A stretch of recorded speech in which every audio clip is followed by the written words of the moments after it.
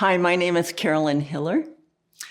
Currently, I am Senior Advisor for Innovation and Strategic Partnerships with the Reagan-Udall Foundation for the FDA. I came to the American Academy of Sleep Medicine when it was the ASDA back in 1991. Association work came with the Sleep Disorders Association. I had never been in that. Some board members from ASDA were actively recruiting me to come lead the organization when Carol had retired. And I was at Medtronic at the time. At Medtronic in the mid-'80s, I was going to night school to finish my bachelor's degree in marketing. I was the first in my family to go to college. While working at Medtronic, I was in their pacing research department as a data analyst, and the director of the research program at that time, Daryl Unterrecher, had a new scientist, or a returning scientist, Mike Kallick. You may have known him at Mayo. Mike Kallick joined the group, and we went looking for new applications for Medtronic's technology. He provided the scientific and technical assessment, and I provided the marketing assessment. So we were out looking for applications. We were at the FASIB meeting. And while we were there, Mike Kallick had gotten his PhD at Mayo Clinic, and he ran into Joe Rodardi, another Mayo Clinic clinician. And we told him what we were doing, and Joe Rodardi said, "Why don't you use electricity for sleep apnea?" And so I was told, go find out if anybody has sleep apnea. Sometimes in your career, you fall on the needle in the haystack. And so I set out to discover, does anybody have sleep apnea? This was before the internet and Google and all those things. So looking up in the phone book, I found the Hennepin County Medical Center just down the street, gave them a call, and met Mark Mahault and his team. And that began the journey. So when I looked at how do you analyze the new market, my mentor, T.V. Rao, had done all the analytical work for the implantable defibrillator. So we used that playbook.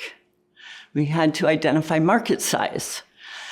So I joined ASDA in 1987, got a membership directory, called the centers, asked how many beds they had, extrapolated out the number of beds, how many patients they saw a year by the size of the city, and came up with 2 to 10% of the population has sleep apnea. Kept it low. It was like, only use 2, the other number's too big.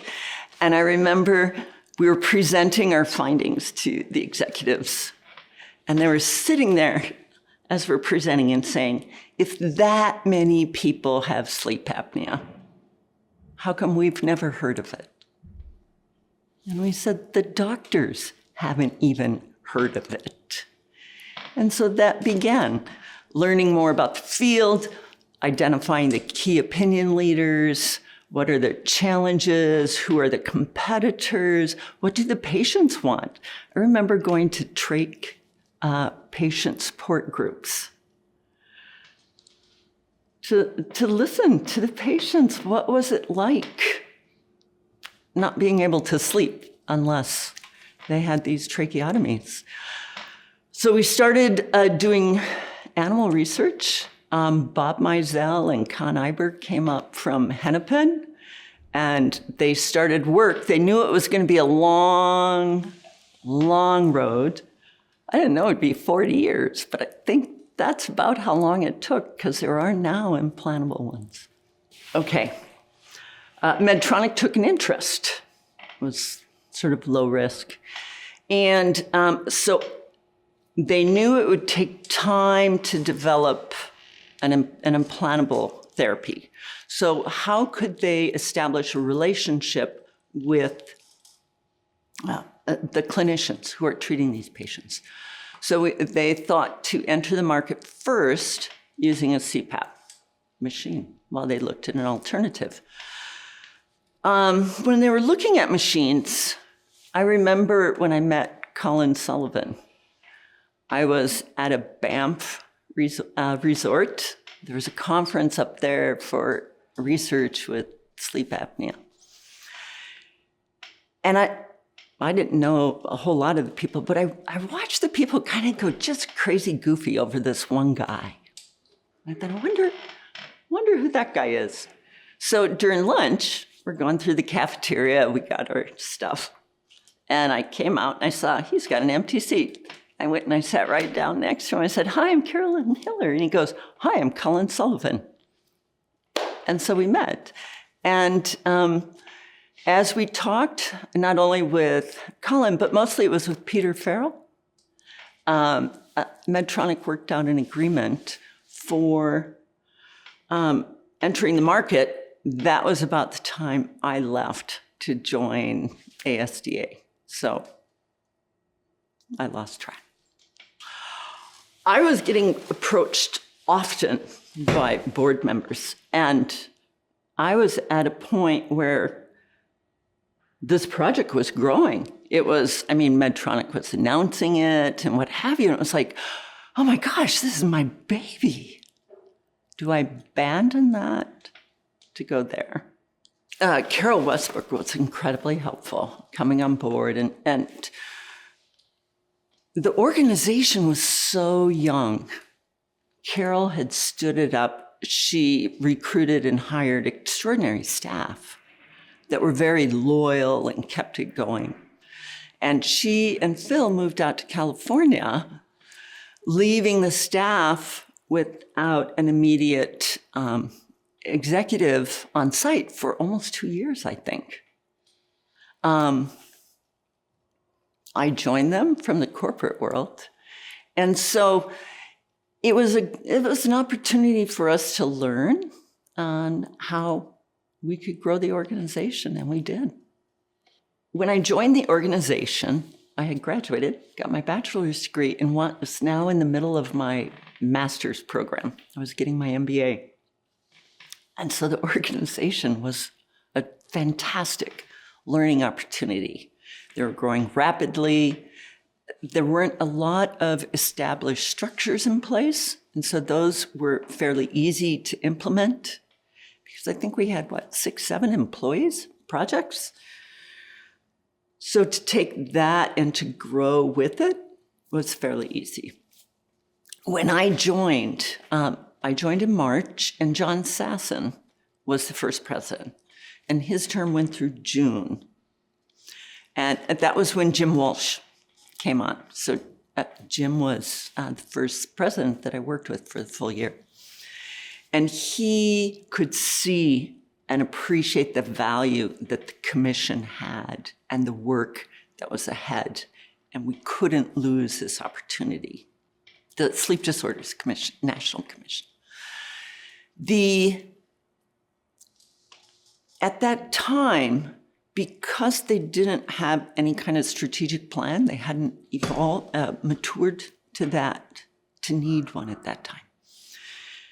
We created a strategic plan because the projects and the initiatives that we need to accomplish, the really big ones, took more than a year.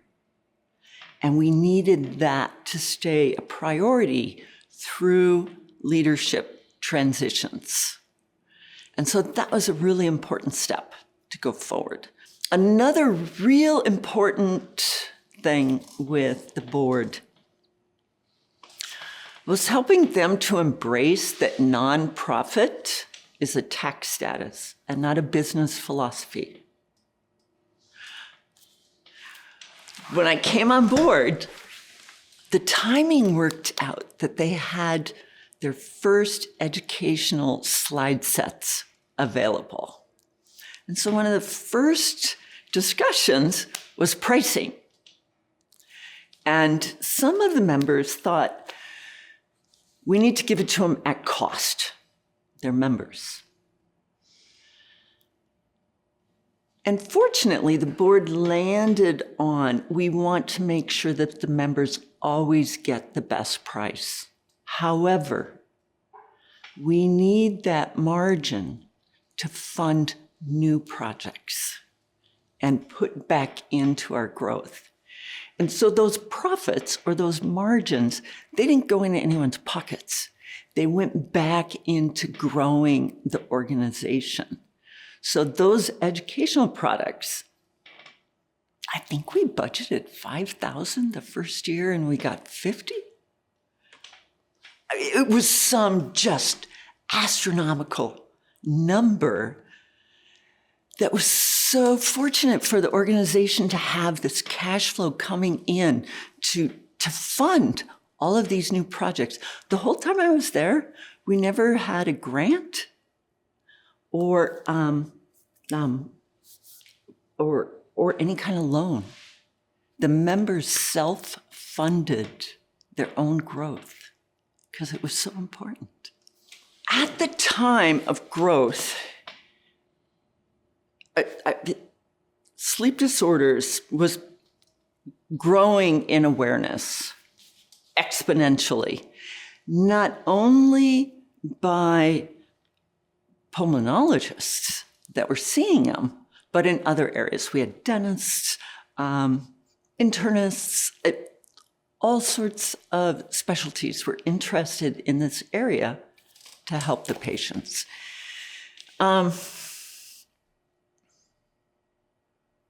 Getting the science right, showing that the patients are benefiting from the different therapies was really important. Another fundamental issue that probably still resides is funding. Funding for physicians and researchers are really the same issue. They're looking for the green energy that will allow them to do their craft. Physicians need reimbursement that allows them to deliver care. The researchers need funding for research to discover new therapies and elements within the field of sleep medicine. So the National Center was important in helping to solve those, as was AMA. AMA, okay, we had some clinicians who felt very strongly that we needed to be in the House of Medicine to be accepted. And Paul Frederickson, he was at Mayo Clinic, was a very strong advocate, as was Andrew Jameson, who was down in Dallas. Working with them and Bill Dement, we went to so many AMA meetings. And AMA, when I look back at the accomplishments of the National Center and AMA was harder because AMA, in my mind, they modeled their policy and their process after Congress, but they made it harder. So it was a lot of relationship building, going to a lot, many receptions, shaking hands, educating them. I have to chuckle. Paul Frederickson, who was just so helpful in all of those, he referred to us as the sleep prostitutes. And as we were proselytizing for sleep medicine, okay, don't put that in.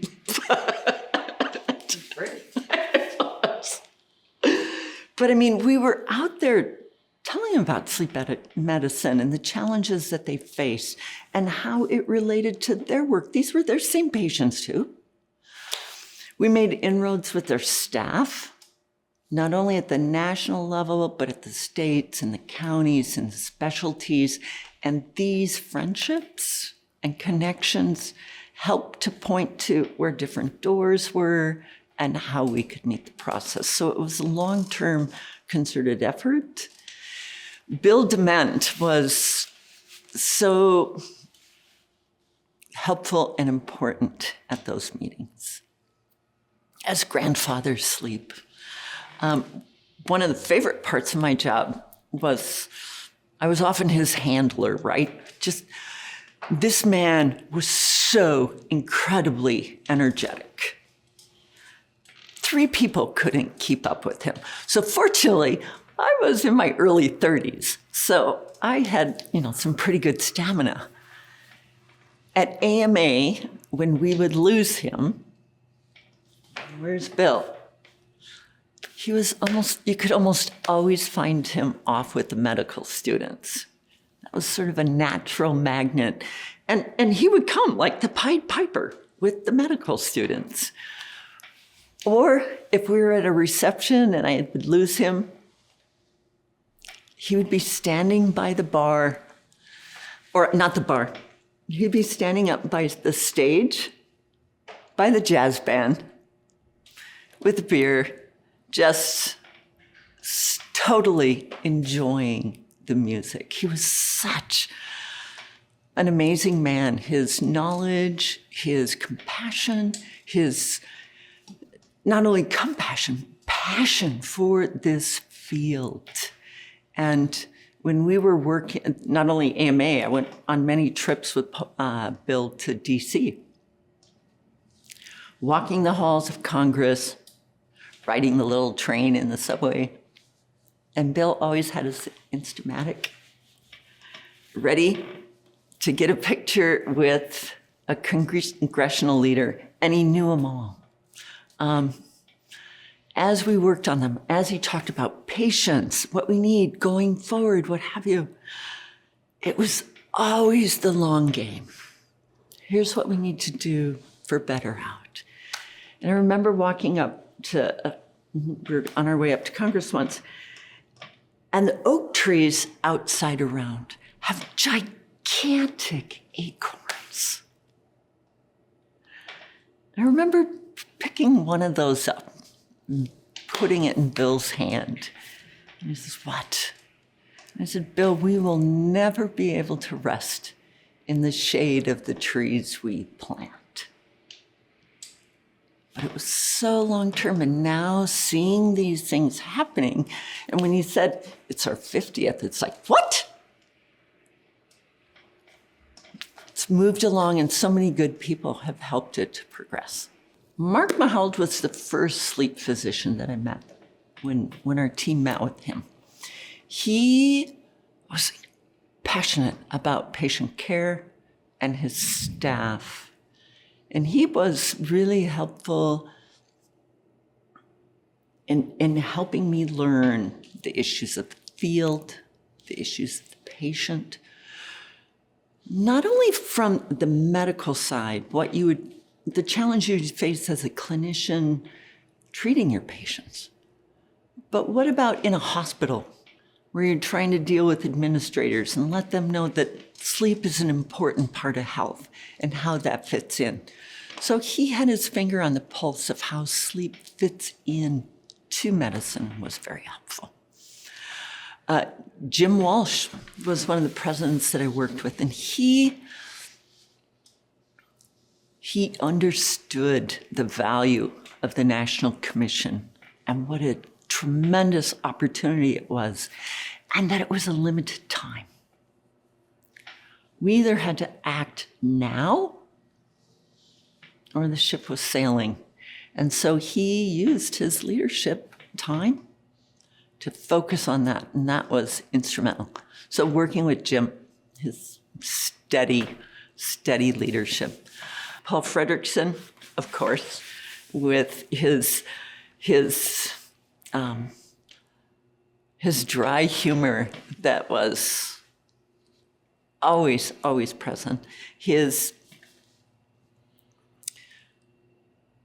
diplomacy, as we were dealing with often just really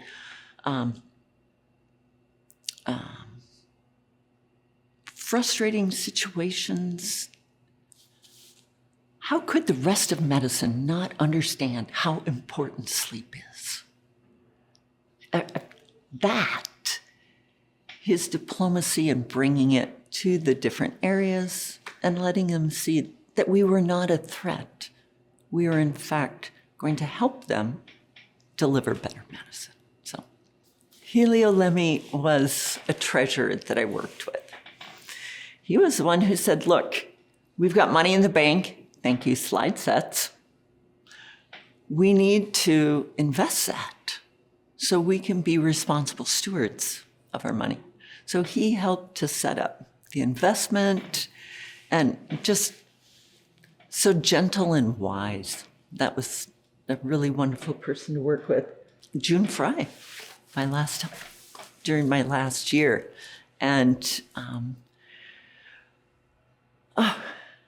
she had just such a great, okay, I keep coming back to patients, right? Everybody that I worked with was like so dialed in on their patients.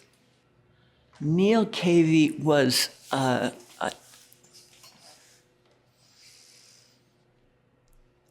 unyielding champion of our members. He never, ever wavered on seeing that what we were doing as an organization was what our members wanted for us to do to them, what they needed so that they could make their jobs easier and so they could perform. He was very, very helpful. Neil, black belt in karate with SRS leaders because the research is such an important part. And Adrian Morrison, with his commitment to the field, and Chris Gillen worked with. Tremendous.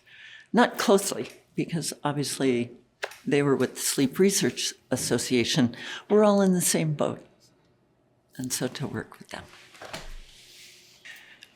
When you look at the organization and how much, while I was there, was funded by membership. We had our individual members. And thank goodness we had our center members that would come in.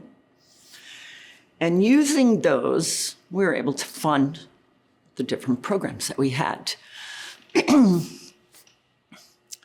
And this always, I thought, created an element, I don't want to call it tension, but our individual members were looking for knowledge, information, tools that could help them treat patients the best they could anywhere. Our center members wanted for us to be able to help them give the very best care and in their center. And at that time, sleep studies were starting to go more portable. And there was just tremendous tension. And sometimes I thought they seemed to be counter. For our center members, to help give them a benefit, what we did was personalized brochures. Let's have solid information, but as a benefit for giving us your membership dues, we will personalize the back cover for your center. And I don't know if it was the back, I don't know if they did the front, can't remember. And then we just ran huge numbers, and they could order them once a year at a pretty good price. So this was pre-internet. Pre-internet phones. I lived on the phone. And the phone was attached, right? So you couldn't move. And you would get calls from Bill. Just random calls, right? Because he's got an idea. It's a great idea. Here's where we should go. This needs to happen, whatever. And I can remember I had been at the organization, well, it would have had to been over 3 months because Jim was the president. And I'm talking to Bill, and he's talking about DC and Washington, what we need to do and what have you. And I start to hear some splashing. Like bathtub splashing. So I'm carrying on the call, what have you. Later, talking to Jim Walsh, I said, Jim, I was talking to Bill, and there's splashing. Oh, he goes, oh, Bill's got a phone in his bathtub. He's gonna call you, don't. That's what Bill does. So that was, I think, a favorite time. Also, another time, we're at AMA. I'm with Bill. We're in these long lines, and they're reception lines, right? And you're going through, and you're shaking hands, and you're introducing yourself and what's going to happen. And we've been in line now for about 10 minutes. And we're almost to the brass. We're almost right up there. And Bill looks over their shoulder, and the buffet line is behind them. And all I hear is, finger sandwiches, and he's off. As we rotate up, we're doing this, and Bill has found the finger sandwiches. So that is a special memory. Another one, I visited him after I had left ASDA. I was in the San Francisco area. Went to Stanford, visited him, and he loved showing, around the campus. And we're going through the courtyard, and the band is playing in the fountain. Well, they're not playing their instruments, but they're horsing around in various stages of undress. And Bill goes, it's the band. He goes, they're suspended again. And I said, what? He goes, yeah, scatological words in halftime. But Bill was just a delight. Another funny story. When I was told to go find out who has sleep apnea, you need to identify who the experts are. So you start doing research, and this was all paper copies, right? Working with your librarian to get those copies. And finding out who are the physicians that are publishing. And we would be following them, but we would also be going to scientific meetings. I've squirmed all out of this. Okay, so going to the scientific meetings, I would target experts that I needed to meet. So I'd find them on an agenda. Oh, hey, they're presenting at 10:30 over at this hall. I would go over, watch their presentation, meet them when they come off stage, give them my card. It said Carolyn Hiller, Business Development, Medtronic. And I would say, hi, I'm Carolyn Hiller. I'm with Medtronic. We're looking at getting into this area and doing some research. Would you like to go to dinner?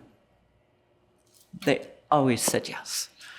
And during that time, I would learn more about them, about what's happening in the sleep field. And then one of the most important questions I would ask them would be, besides yourself, what are 2 or 3 other experts in the field that you respect?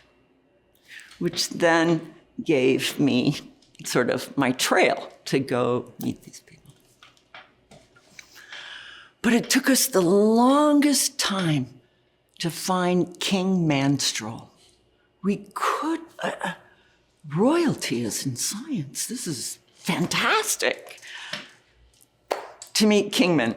And Kingman was just a wonderful supporter of the field, and I enjoyed working with him too.